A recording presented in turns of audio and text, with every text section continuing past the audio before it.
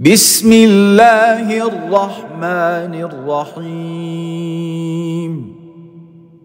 والتين والزيتون وطور سينين وهذا البلد الأمين لقد خلقنا الإنسان في أحسن تقويم ثم رددناه أسفل سافلين إلا الذين